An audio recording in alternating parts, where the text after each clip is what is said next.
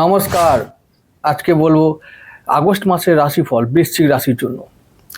তো বৃশ্চিক রাশির মানুষেরা আশা করি তোমরা ভালো আছো। কেমন আছো কমেন্ট করে জানাবে। গত কয়েক মাস কেমন গেল সেটা জানাবে কমেন্ট করে। আমি আজকের বিষয় শুরু করছি আগস্ট 2026 আগস্ট মাসের রাশিফল।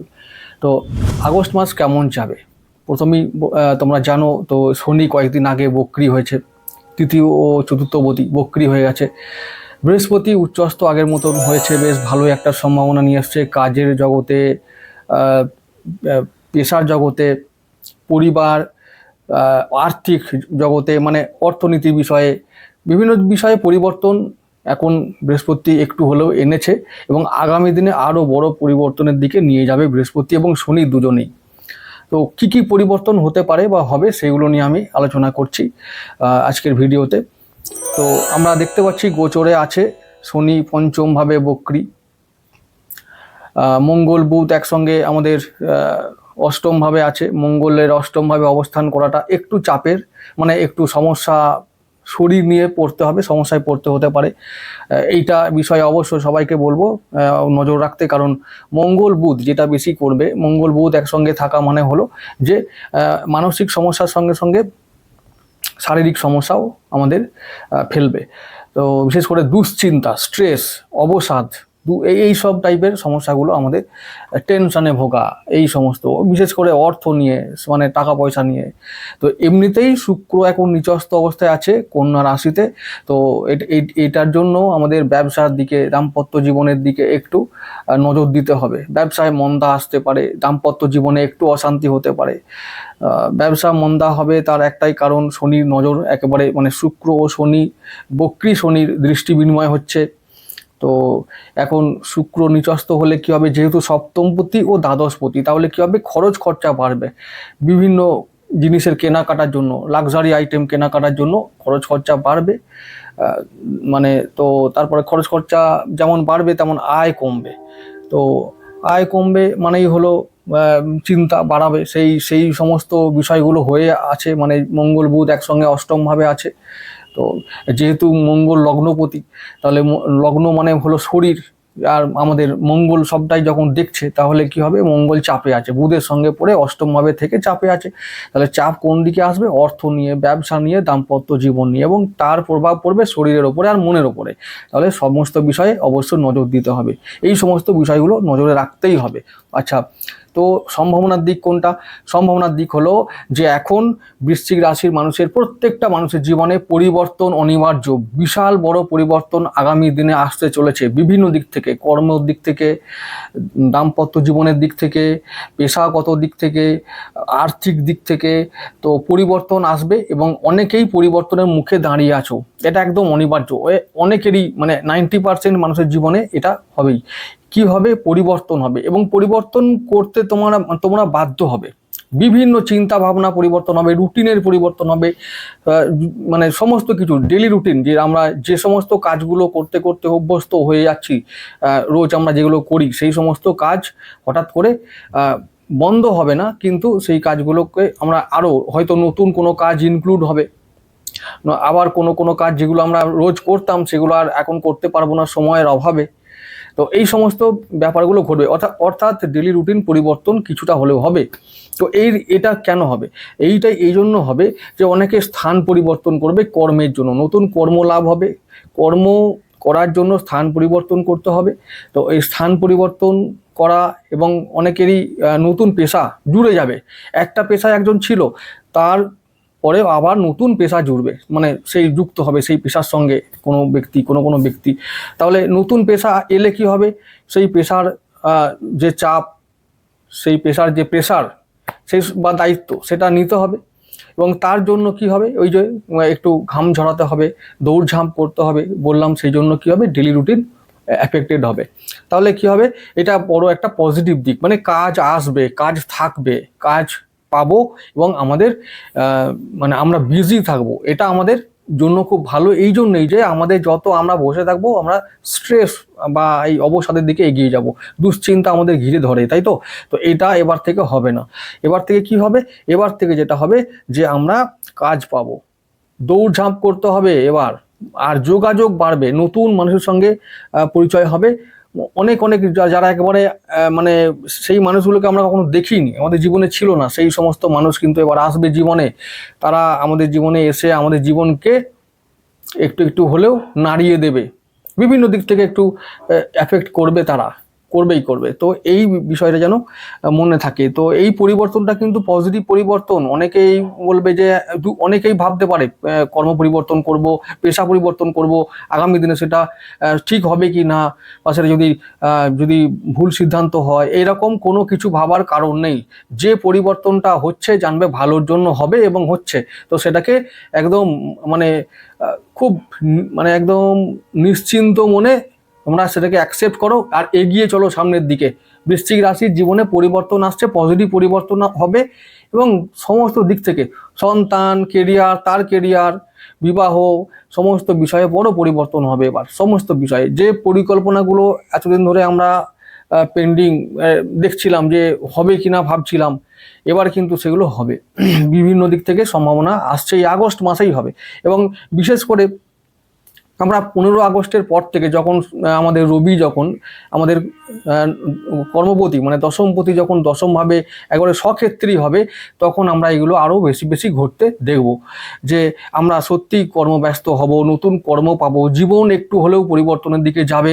তোমরা কমেন্ট করে জানাবে যে গত 7 মাসে তোমাদের জীবন কেমন ছিল, তোমরা কেমন ছিলে, তো এরকম মানে পরিবর্তন কিছু হয়েছিল কি না তোমরা কমেন্ট করে অবশ্যই জানাবে। 7 মাসে তোমরা কেমন ছিলে এবং পরিবর্তনের দিকে কতটা তোমাদেরকে জীবন নিয়ে গেছে, এটা তোমরা কমেন্ট করে জানাবে আমাকে। তো যাই হোক, যেটা জুলাই পর্যন্ত যা হওয়ার হয়ে গেছে, কিন্তু এইবারে পরিবর্তন নিশ্চিত, পরিবর্তন হবেই সমস্ত বৃশ্চিক রাশির মানুষের ক্ষেত্রে। আচ্ছা, এবার যেটা বলছি, নতুন কর্মলাভ হবে, আমি এটাও বলেছি, অর্থ লাভ হবে এটাও বলেছি, কিন্তু এই আগস্ট মাসের দিকে একটু ব্যয় বৃদ্ধির যোগ আছে। তো সেটা নিয়েও চিন্তা করার কিছু নেই। ওই যে বলেছি, নতুন লাক্সারি আইটেম কেনার জন্য ব্যয় হবে। তো কি, কেউ যদি নতুন ব্যবসা শুরু করতে যায়, তাহলে তাকে তো ব্যবসার জন্য কিছু জিনিস কিনতে হবে। সেগুলো একটা চেয়ারও হতে পারে, একটা আলমারি হতে পারে, বা অন্য যা কিছু টেবিলও হতে পারে। তো সেটা লাক্সারি আইটেমের মধ্যে পড়ে, কিন্তু তাই জন্য আমার ব্যবসাটা বাড়াবো না বা খরচ হয়ে গেল এক্সট্রা, সেটা তো ভাবলে চলবে না। তো এইরকম ইনভেস্টমেন্ট তোমাদের করতে হবে, যেটা আগামী দিনে আমাদেরকে আরও বেশি ফল দেবে, আমাদেরকে জীবন একটু বেশ আপগ্রেড করবে। এরকম একটা সম্ভাবনার দিকে আমরা এগিয়ে যাব। তারপরে বলবো যে শরীর স্বাস্থ্যের দিকে আগস্ট মাসে ধ্যান দিতেই বলেছি। তো নতুন করে কিছু শরীর নিয়ে বলার নেই। ব্যয় বাড়বে সেটাও বলেছি। আয় মানে আয় যে বাড়বে না তা নয়, এই মাসে আয়ের কথাটা বলবো যে যেমন আয় হবে তেমন ব্যয় হবে। আর যেহেতু অষ্টমপতি অষ্টম ভাবেই আছে, বুধ কিন্তু বুধের সঙ্গে মানে বুধের ঘরে আছে, মিথুন রাশিতে আছে, বুধ আমাদের একাদশপতি, তাহলে কি হবে, আয় দেবে, তাই তো? তাহলে কি হবে, ফাটকা ইনকামের দিকে আমাদের এখন নজর দিতে হবে। ফাটকা ইনকাম কোনগুলো? ফাটকা ইনকাম মানে হলো যে যে সমস্ত কাজ আমরা এই শেয়ার মার্কেট, লটারি, আমি আগেই বারবার বলতাম, এগুলো এখনও বলছি যে ফাটকা ইনকাম হবেই। তো অবশ্যই সেই সমস্ত দিকে যারা আগ্রহী তারা অবশ্যই করবে, কারণ এখন অষ্টমপতি অষ্টম, কখন কার ভাগ্য চমকে যাবে, কোন দিকে পরিবর্তনের মোড় নেবে কেউ বলতে পারে না। তো এই ব্যাপারটা যেন অবশ্যই মাথায় থাকে। এমনিতেই রাহু দৃষ্টি কিন্তু আমাদের বুধের ওপরে আছে, মানে অষ্টম ভাবেই আছে। তো কোনো জীবনের যারা ঝুঁকি নেবে না তারা ওই এক জায়গায় থাকবে, যারা ঝুঁকি নেবে তারা এগিয়ে যাবে এবং তাদের জীবন পরিবর্তন হবেই, ভাগ্য পরিবর্তন হবে, এটা একদম শিওর। তো এই দিকে তোমরা ভাববে, যারা ঝুঁকি নিতে চাও বা পারো তারা এগিয়ে যাবে, ফাটকা ইনকাম হবেই একদম। লটারির জন্য এগিয়ে যাবে। যে দিনগুলো বলেছিলাম আগের ভিডিওতে সব বলে দিয়েছি, এখন আর কিছু বলবো না। সেই সমস্ত টোটকাগুলো ফলো করবে, অবশ্যই হবে। আচ্ছা, এবারে আমি সন্তানের কথাও বলেছি। পঞ্চমপতি বক্রী, সন্তানের জন্য এক্সট্রা দায়িত্ব পালন করতে হবে। শনিদেব এখন সন্তানের দিকে বলছে নজর দাও। তো নজর দাও মানে দিতেই হবে, তার মানে কেরিয়ার, তার বিবাহ, যদি কোনো ইস্যু থাকে তা সেগুলো সলভ হয়ে যাবে অটোমেটিক। আচ্ছা, আরেকটা কথা হলো সন্তানের পড়াশোনা ও বিবাহ, দুটোই জিনিসই নিয়ে এখন ভাবতে হবে, এবং যদি ভাবতে থাকি তাহলে সেগুলো সলভ হয়ে যাবে। খুব ভালো যোগাযোগ আসবে বা যোগাযোগ হবে। সন্তানের যারা শিক্ষার জন্য যারা চিন্তিত, তারা বলবো যে তাদেরকে বলবো এই সময় তাদের সন্তান, অনেকেরই সন্তান বিদেশ যাবে, বিদেশের জন্য যাবার জন্য তারা ডাক পাবে, সুযোগ পাবে। তো এইগুলো হবে, ভালো সুযোগ আসছে। আরেকটা কথা আমি বারবার বলবো যে বৃহস্পতির পঞ্চম দৃষ্টি আমাদের লগ্নভাবেই আছে, কোনভাবে আছে আমাদের বৃশ্চিক রাশির ওপরেই কিন্তু বৃহস্পতির পঞ্চম দৃষ্টি আছে, সন্তানের মঙ্গল হতে বাধ্য, তো সন্তানের উন্নতি হতে বাধ্য। তাহলে বারবার বলবো যে এই সমস্ত বিষয়গুলো নিয়ে চিন্তা করতে, কর্ম পরিবর্তন হবে, জীবন পরিবর্তন হবে, ভাগ্য পরিবর্তন হবে, বড় পরিবর্তনের দিকে আমরা এগিয়ে যাচ্ছি। বৃহস্পতি কয়েক মাস পরেই আবার যখন সিংহ রাশিতে যাবে তখন তো আরও বড় পরিবর্তনগুলো অনুভব করতে পারবো। তো আমি আবার বলছি, প্রতিটা গ্রহ যে অবস্থায় এখন আছে সেই সমস্ত গ্রহর অবস্থানগুলো কিন্তু বৃশ্চিক রাশির দিকে নেগেটিভ নয়, শুধুমাত্র শুক্র ছাড়া। শুক্র নিচস্থ হয়েছে, তবুও বলছি শুক্র নিচস্থ হয়েছে বলে চিন্তার কোনো কারণ নেই। ব্যয় বাড়বে, কিন্তু ওই ব্যয়টা হবে পজিটিভ ব্যয়, যেটা আমাদের আগামী দিনে পরিবর্তনের দিকে নিয়ে যাবে। তো চিন্তা করার কিছু নেই। এই আগস্ট মাস বৃশ্চিক রাশির জন্য একটা শুভ মাস, ফলদায়ী মাস। কিছু ভালো দিয়ে যাবে, অর্থ দেবে, হঠাৎ করে অর্থ দেবে। শরীর স্বাস্থ্য বেশ নজর দেওয়ার মতন জায়গায় আমি বলবো, যদি নজর দেওয়া যায় তাহলে বড় কোনো চিন্তার কারণ নেই, বড় কিছু ঘটবে না। ঠিক আছে, তাহলে এটা গেল আমাদের রাশিফল। আর আমি বলেছি যে শ্রাবণ মাস, শেষ শ্রাবণ মাসে আমরা টোটকা দেব কিছু। তো টোটকা আমি বলবো যে শ্রাবণ মাসের শেষ সোমবারটা আমরা একটা বিধি করব। সেই বিধিটা ভগবান শিবের জন্য, সেই শিব বা ভগবান ভোলেনাথকে, মহাদেবকে আমরা কীভাবে খুশি করব, এটা আমাদের করা খুব দরকার। শেষ সোমবারের জন্য আমি একটা বিধির কথা বলবো। আচ্ছা, সোমবার শেষের তারিখটা হবে প্রায় 17 আগস্ট, এরকম একটা দিন হবে। তো রবিবার দিন আমরা কি করব? রবিবার দিন আমরা নিরামিষ খাবো রবিবার। সেদিন কিন্তু এই পুজোর আগে বার বেলা হয় না, সেই বার বেলা, ওইটা কোন দিন? সেটা রবিবার দিন। রবিবার দিন আমরা নিরামিষ খাবো, এটা করতেই হবে। নিরামিষ খেলাম, সোমবারেও কিন্তু নিরামিষ খেতে হবে। সোমবার সকালবেলায় আমরা স্নান করব, স্নান করে যেখানে খুশি আমরা স্নান করতে পারি, শুদ্ধ বস্ত্রে স্নান করে আমরা নিজের ঘরে পুজোর মন্দিরে যেতে পারি বা বাইরের কোনো মন্দিরে যেতে পারি, সেটা শিব মন্দির হতে হবে। শিব মন্দিরে গিয়ে আমরা কি করব? শিবকে আমরা জানি পুজো করলে কি হবে, শিব এমন একটা ভগবান মহাদেব এমন একজন দেবতা যে যার কাছে প্রার্থনা করলে সমস্ত রোগ, সমস্যা, গ্রহদোষ সব কিছু কেটে যায়। তো আমরা নিজের যা প্রার্থনা আছে সেগুলোকে নিয়ে আমরা কি করব? পুজোর ঘরে বসবো বা মন্দিরে যাব। কি করব? সেখানে আমরা আগে থেকেই পঞ্চামৃত রেডি করে রাখবো। আর কি করব? বেলপাতা, ধূপ, প্রদীপ, আতপ চাল, চন্দন, কর্পূর, দুধ, ধুত্র ফুল, আকন্দ ফুল ও কলকে ফুল, এইগুলো আগে থেকে সব রেডি করে থাকবে আমাদের ঠাকুর ঘরে বা মন্দিরে। আমরা মন্দিরে যাবার আগে আমরা সব এগুলো রেডি করে রাখবো। এবার কি করব? এবারে যখন আমরা মন্দিরে বসবো বা যখন পুজোয় বসবো, তো সেই পুজোয় বসার সময় কি করতে হবে? আমাদের পুজোয় বসার সময় শুধু মনে রাখতে হবে যে যখন আমরা পুজোয় বসবো তখন যেন ওই শিবের মুখ, যেটা গৌরীপট্ট হয়, সেটা যে উত্তর দিকে যেন থাকে। আর যদি মন্দিরে হয় সে তো উত্তর দিকেই থাকে, কোনো অসুবিধার কিছু নেই, সেটা কোনো সমস্যার কথা নয়। এবার যেটা করতে হবে, যেটা করতে হবে, বেলপত্র মধ্যে আমরা কি করব? 3টে বেলপত্র, যেটা 3টে পাতা থাকে, সেই বেলপত্রে আমরা কি করব? আগে থেকে ওং লিখে নিয়ে যাব। কি করে লিখবো ওংটা? কোনো পেন দিয়ে করলে হবে না, এটা হবে খাগের পেন, খাগ হলো সেই সরকাটি, সেই খাগের পেন দিয়ে আমরা ওং লিখবো ওই 3টে বেলপত্রে। তারপরে ওই ওং লেখা বেলপত্র প্রথমে আমরা শিবের যে ওং নমঃ শিবায় নমঃ যে পঞ্চাক্ষরী মন্ত্র, ওটা আমরা দিয়ে বেলপত্র শিবের মাথার ওপর চড়াবো। তারপরে পঞ্চামৃত, এ সমস্ত কিছু প্রথমত যেটা করতে হবে যে পঞ্চামৃতটা আগে ঢেলে দিলাম, দুধ আলাদা করে ঢালবো, গঙ্গা জল তারপরে ঢালবো, একসঙ্গে নয়। দুধ আর গঙ্গা জল একসঙ্গে কোনোভাবে মেশানো যাবে না। তো আরেকটা কথা কি বললাম, যে তোমাদের পক্ষে মুশকিল হতে পারে খাগের কলম কোথায় পাবো। তো খাগের কলম কোথায় পাওয়া যায়? সেটা হচ্ছে দশকর্মার দোকানে পাওয়া যাবে। যদি না পাওয়া যায় তাহলে কি করতে হবে? যদি কেউ না পাও খাগের কলম, তাহলে কি করতে হবে? আমরা কুশ দিয়ে লিখতে পারি। কুশটাও কিন্তু দশকর্মার দোকানে পাওয়া যায়।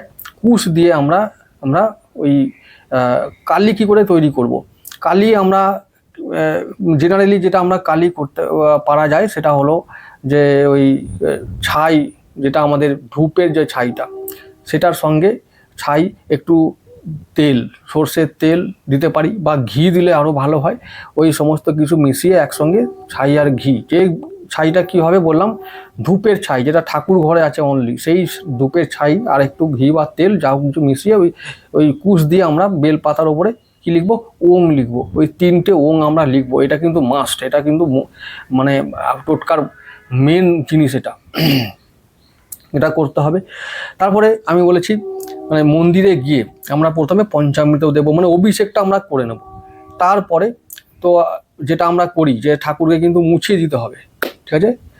মানে কি করে করবো, ঠাকুরের জন্য আলাদা করে গামছা বা তোয়ালে আমরা রেডি করে ঠাকুরকে মুছিয়ে দেবো, ঠিক আছে? মুছিয়ে টুচিয়ে দিয়ে তারপরে আমরা ঠাকুরকে ঠিক জায়গায় বসিয়ে দেবো, যেমন যেখানে ছিল। আর যদি মন্দিরে হয় তাহলে তো মোছার কিছু দরকার নেই, আর নিজের ঘরে হলে আমরা মোছাবো। এই যেন রোজ হয়, মানে ভগবানকে যখন আমরা অভিষেক করব তারপরে যেন অবশ্যই তার গাত্র, মানে তার গাটা যেন মুছিয়ে দেওয়া হয়, এটা যেন রোজ মনে থাকে। সবাই যেন এটা অবশ্যই করে, না হলে কিন্তু খুব উল্টো ফল হয়। সেরকমভাবে বাবা রুষ্ট হন, মুছিয়ে দিতে হবে না গাটা। মানে পঞ্চামৃতের মধ্যে অনেক কিছু থাকে, তো সেগুলো গায়ে লেগে থাকলে বাবা রুষ্ট হন, যেন সেটা না হয়।